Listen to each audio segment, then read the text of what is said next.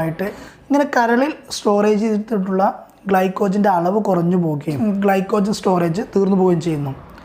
അതിൻ്റെ ഭാഗമായിട്ട് നെക്സ്റ്റ് സ്റ്റെപ്പായിട്ട് നമ്മുടെ ശരീരം കരളിലെ ഫാറ്റാണ് ഉപയോഗിക്കാൻ തുടങ്ങും. അപ്പോൾ ഫാറ്റ് വിഘടിക്കുന്നതിൻ്റെ ഭാഗമായിട്ട് ശരീരത്തിൽ കീറ്റോൺ എന്ന വസ്തുവിൻ്റെ അളവ് കൂടുകയും ചെയ്യുന്നു.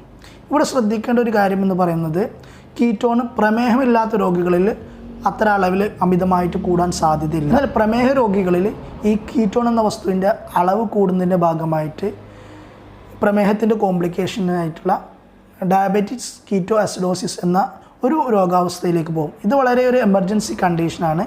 ഇത് എമർജൻസി ആയിട്ട് ഹാൻഡിൽ ചെയ്യേണ്ട ഒരു കാര്യമാണ്.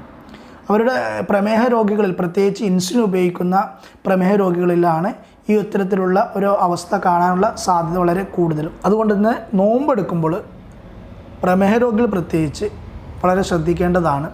അവർക്ക് നോമ്പെടുക്കാൻ പറ്റുമോ ഇല്ല എന്ന